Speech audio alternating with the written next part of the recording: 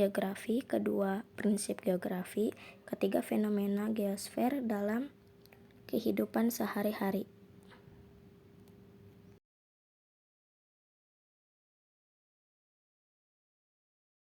Pengertian geografi. Pada hakikatnya pengetahuan tentang geografi telah ada pada setiap manusia, karena sejak lahir manusia telah mengenal alam dan lingkungan yang mereka tempati. Manusia hidup di bumi dengan manusia lainnya dengan menempati ruang tertentu.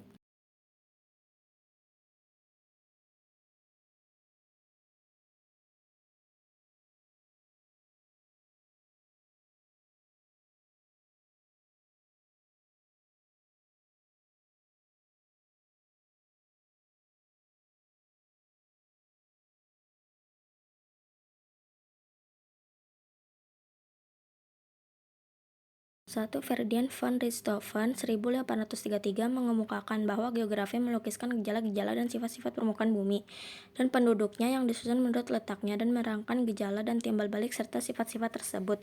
Dua, Carter geografi adalah ilmu yang menelaah mengenai bumi sebagai tempat hidup manusia. Hal-hal yang menjadi objek studi geografi adalah semua fenomena di permukaan bumi baik organik maupun anorganik yang berkaitan dengan kehidupan manusia. Tiga, Richard Hartosne 1955 mengemukakan pengertian geografi sebagai penyajian deskripsi sifat permukaan bumi yang bervariasi secara tepat, akurat, dan rasional.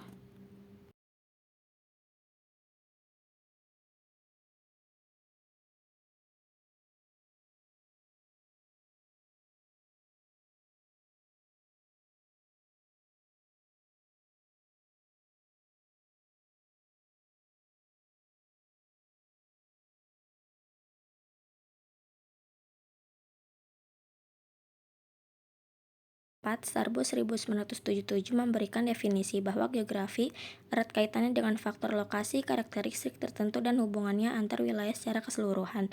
5. Prof. Bintaro 1977 memberikan definisi bahwa geografi adalah ilmu pengetahuan yang menceritakan dan menerangkan sifat-sifat bumi, menganalisa gejala-gejala alam dan penduduk, serta mempelajari corak khas mengenai kehidupan dan berusaha mencari fungsi dari unsur bumi dalam ruang dan waktu. B. Batasan geografi. Dalam ilmu geografi tidak hanya mempelajari tentang permukaan bumi, melainkan juga berbagai hal yang ada di permukaan bumi, di luar bumi, bahkan benda-benda yang ada di ruang angkasa turut menjadi objek kajian geografi. Dengan kata lain, geografi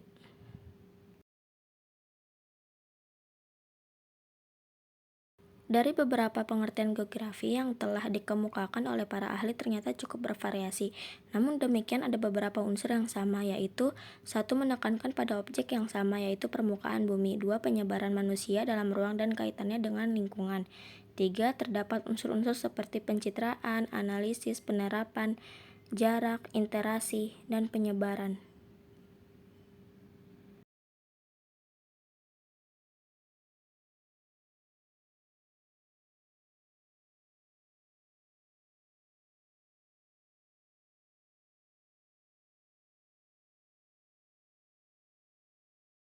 6. E. Ackerman mengemukakan bahwa geografi adalah suatu pengertian tentang sistem dan berinteraksi cepat yang menyangkut semua budaya manusia dan lingkungan alamiahnya. 7. Panitia ad hoc Konumit on Geography memberikan pengertian bahwa geografi adalah ilmu yang mencoba menjelaskan bagaimana subsistem lingkungan alam terorganisasikan di permukaan bumi dalam hubungannya dengan gejala alam dan dengan sesama manusia lainnya.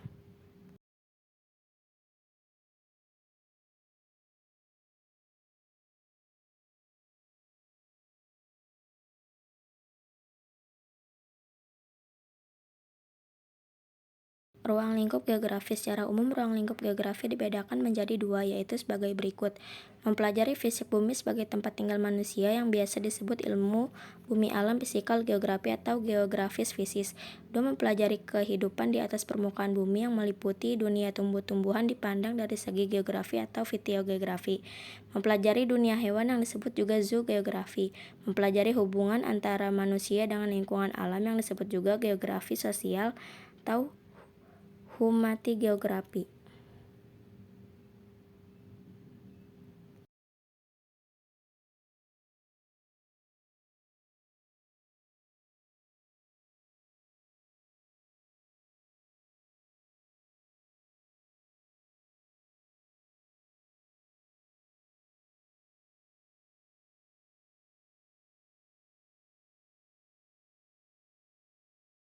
Geografi sebagai relasi hubungan timbal balik antara manusia dengan lingkungan alam. Ilmu geografi ini membahas dan mempelajari dengan topik sosial yang terjadi dalam masyarakat. Dalam salah satu definisi geografi yang berbunyi, geografi adalah ilmu yang mempelajari hubungan timbal balik antara bumi dan manusia, dapat ditafsirkan sebagai alam dan manusia atau lingkungan alam dan penduduk. Manusia yang dimaksud bukan merupakan sebagai individu, melainkan sebagai kelompok karena adaptasinya terhadap lingkungan alam dilaksanakan secara kolektif.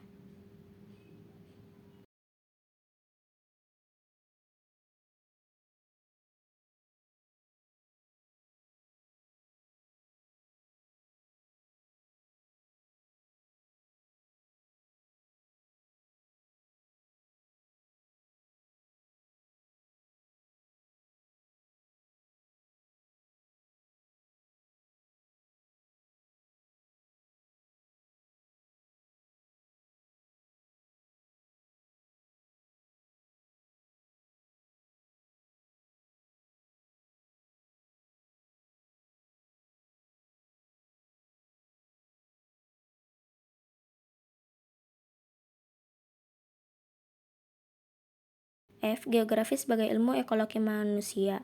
Keanekaragaman di kalangan pengikut paham determinisme environmentalisme mendefinisikan geografi sebagai studi pengetahuan yang mempelajari kehidupan manusia dengan tempat tinggalnya. Dalam kajian geografi sebagai ilmu ekologi manusia menegaskan bahwa manusia bukan semata-mata hanya bagian dari lingkungan alam yang ada di sekitarnya, tetapi dalam diri manusia terdapat kekuatan-kekuatan yang berpengaruh terhadap kehidupan manusia itu sendiri.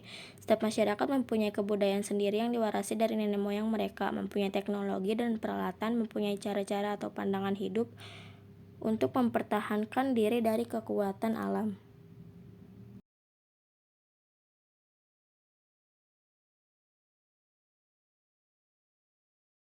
2. Environmentalisme abad ke-16-19. Paham environmentalisme dalam geografi merupakan paham yang menitik beratkan kepada aktivitas manusia dan kondisinya yang sedemikian rupa dipengaruhi oleh lingkungan hidupnya. Environmentalisme mengatakan bahwa adanya pengaruh dari lingkungan atas kehidupan manusia juga diikuti oleh filsuf politikus Jean Bodin di Perancis 1530-1596. Geografi sebagai studi bentang lahan. Dalam paham ini, ahli geografi beranggapan bahwa paham ini bertentangan dengan paham kaum environmentalisme yang mengatakan bahwa lingkungan alam lebih bersifat aktif dan masyarakat bersifat pasif. Suatu masyarakat dapat mengembangkan tempat tinggal mereka dengan cara mengubah bentang alam menjadi bentang budaya. Pendekatan geografi sebagai studi bentang lahan ini sebagaimana pendekatan lain yang mempunyai beberapa kelemahan. Oleh sebab itu, dalam tradisi-tradisi geografi harus memperhatikan pada tipe-tipe ekonomi.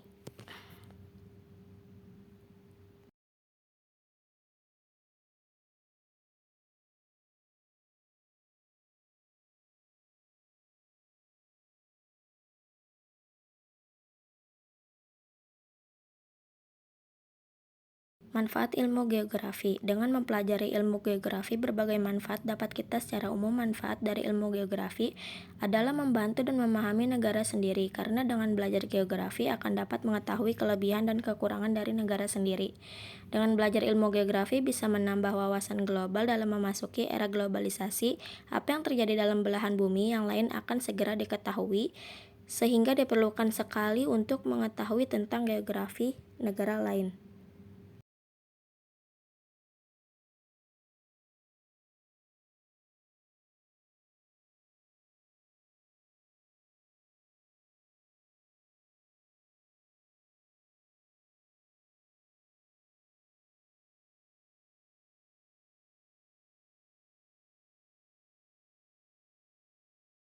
Geografi sebagai studi penyebaran gejala di permukaan bumi. Geografi dapat didefinisikan sebagai studi tentang penyebaran atau distribusi gejala di permukaan bumi, yaitu di mana sesuatu itu berada seperti batu-batuan, tumbuh-tumbuhan, rumah, penduduk, atau segala sesuatu yang ada di permukaan bumi. Lokasi suatu objek adalah suatu atribut dari objek itu sendiri, dan bagaimana legitimasinya berkaitan dengan disiplin ilmu pengetahuan tertentu. Menempatkan penyebaran suatu gejala di permukaan bumi merupakan salah satu prosedur yang penting.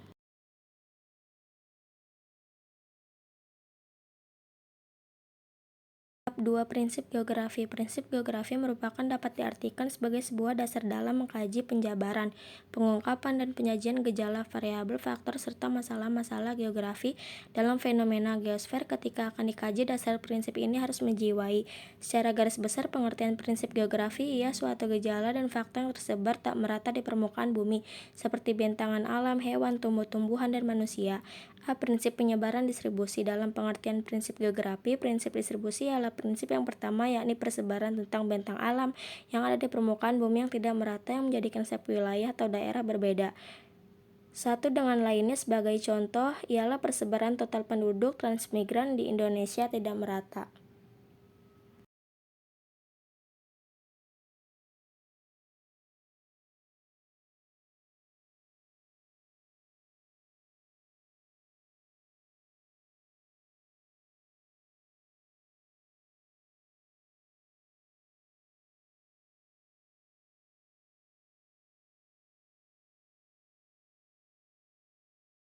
Prinsip interrelasi hubungan sebab akibat. Dalam pengertian prinsip geografi, prinsip interrelasi adalah suatu fenomena geosfer yang satu memiliki terkaitan dengan fenomena geosfer yang lainnya.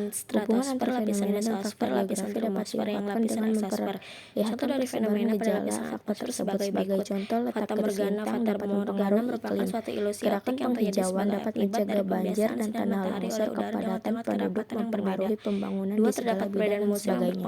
C. Prinsip deskripsi penjabaran. Dalam pengertian prinsip geografi, prinsip deskripsi adalah untuk menggambarkan fenomena geosfer yang membutuhkan deskripsi dengan melalui tulisan-tulisan, tabel, gambar maupun grafik. Prinsip deskripsi berguna untuk memberikan gambaran atau pemaparan lebih lengkap tentang fenomena dan masalah yang dipelajari.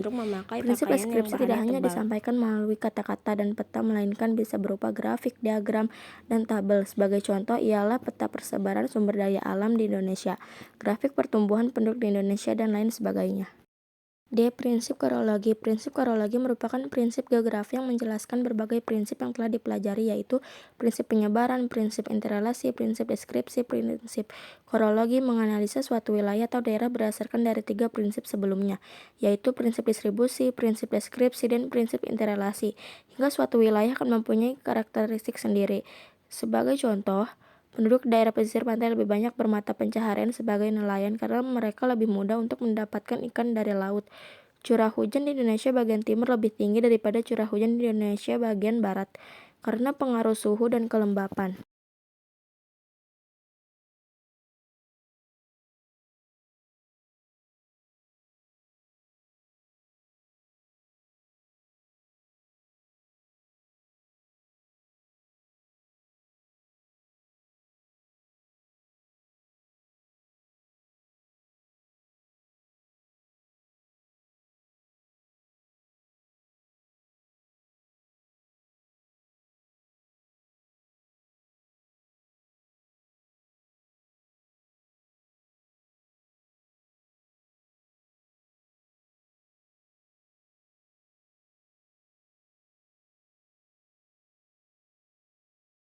C. Fenomena pada lapisan hidrosfer. Hidrosfer terdiri atas semua perayaan yang ada di permukaan bumi, seperti lautan, sungai, danau, serta sungai bawah tanah. Para ilmuwan memperkirakan jumlah dari air di permukaan bumi lebih dari 1.300 juta kaki kubik, sekitar 97%. Air tersebar di permukaan bumi berada di lautan, sisanya adalah air tawar, sedangkan 2/3 dibekukan di daerah kutub dan gunung salju. Contoh dari fenomena hidrosfer adalah keberadaan salju di Pegunungan Jayawijaya, Papua. Hal tersebut merupakan salah satu contoh dari fenomena hidrosfer dalam kehidupan sehari-hari.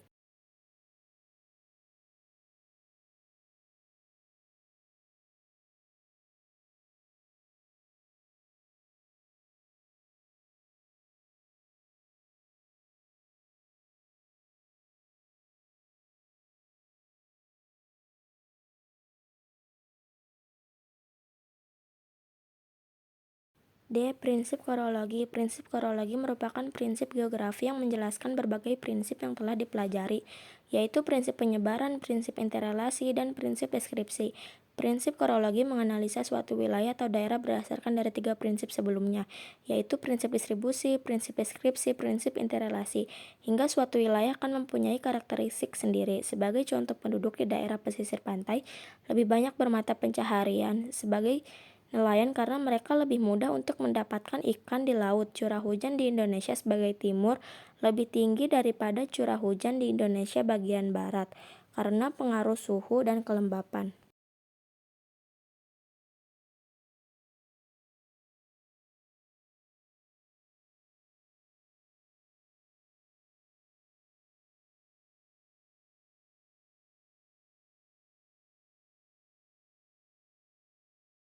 Fenomena pada lapisan antroposfer. Antroposfer merupakan lapisan manusia di permukaan bumi. Antroposfer sangat sering kita temui dalam kehidupan sehari-hari seperti adanya keberagaman adat dan budaya yang terdapat di permukaan bumi. Adanya keberagaman tersebut berpengaruh pada kehidupan manusia itu sendiri meliputi cara berinteraksi, keterampilan yang berbeda, dan kebutuhan hidup yang berbeda. Contoh yang berikut adalah perbedaan potensi sumber daya alam yang mengakibatkan perbedaan cara pemanfaatannya. Oleh karena itu, pengolahan dan alat yang digunakan juga akan berbeda, karena perbedaan jenis sumber daya alam yang diolah.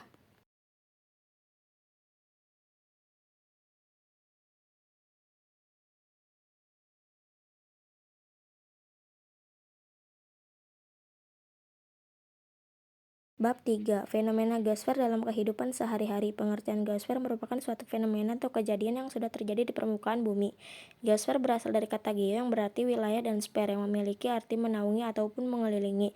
Fenomena geosfer merupakan istilah yang tidak lepas dari geografi. Fenomena geosfer terjadi pada lapisan atmosfer, litosfer, hidrosfer, biosfer, dan troposfer.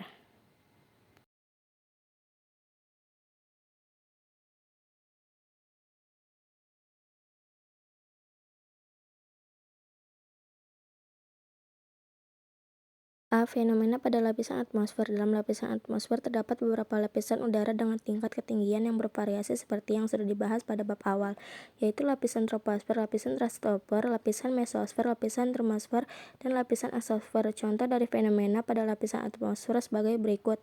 Fata Morgana. Fata Morgana merupakan suatu ilusi optik yang terjadi sebagai akibat dari pembiasaan sinar matahari oleh udara dengan tingkat keterapan yang berbeda. Terdapat perbedaan musim yang berpengaruh pada kehidupan baik secara langsung maupun tidak langsung. Contohnya, para petani di Indonesia memanfaatkan musim penghujan dengan menanam di sawah. 3. Adanya perubahan unsur-unsur cuaca. Contoh yaitu adanya perbedaan cara berpakaian penduduk yang ada di daerah dingin dengan penduduk yang ada di daerah beriklim tropis. Penduduk yang ada di daerah dingin cenderung memakai pakaian yang bahannya tebal.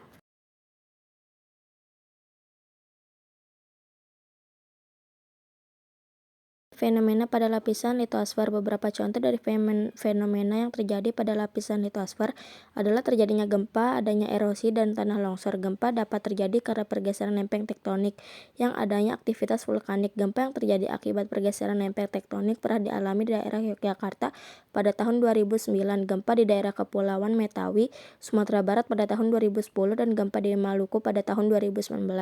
Sedangkan gempa vulkanik yang terjadi di Indonesia antara lain terjadi akibat meletusnya Gunung Bromo pada tahun 2016, gempa yang terjadi akibat meletusnya Gunung Merapi di Yogyakarta pada tahun 2019.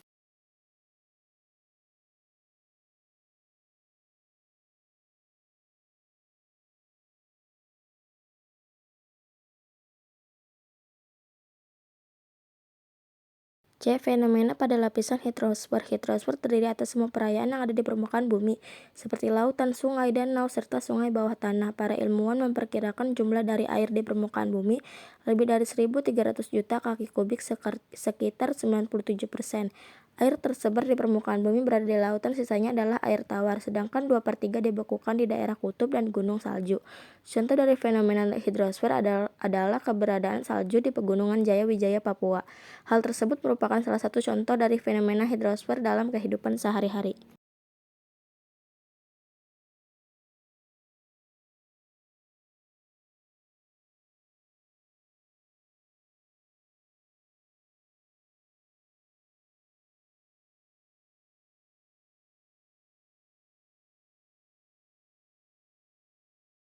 Fenomena pada lapisan biosfer. Biosfer terdiri dari semua lapisan organisme makhluk hidup seperti tumbuhan, hewan, dan organisme bersel satu. Contoh dari fenomena biosfer adalah adanya persebaran flora dan fauna di belahan bumi dan adanya keberagaman konsumsi bahan pangan yang dikonsumsi oleh masyarakat Indonesia. Di Indonesia bagian barat dan tengah mayoritas mengonsumsi nasi karena Indonesia merupakan daerah penghasil padi. Sedangkan di Indonesia bagian timur mayoritas penduduknya mengonsumsi sagu sebagai bahan pangan pengganti nasi.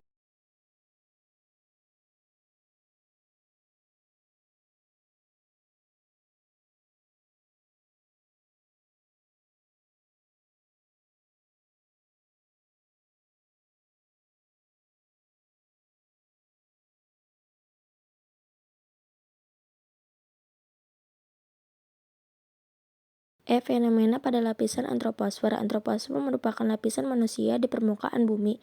Antroposfer sangat sering kita temui dalam kehidupan sehari-hari seperti adanya keberagaman adat dan budaya yang terdapat di permukaan bumi. Adanya keberagaman tersebut berpengaruh pada kehidupan manusia itu sendiri, meliputi cara berinteraksi, keterampilan yang berada, dan kebutuhan hidup yang berbeda.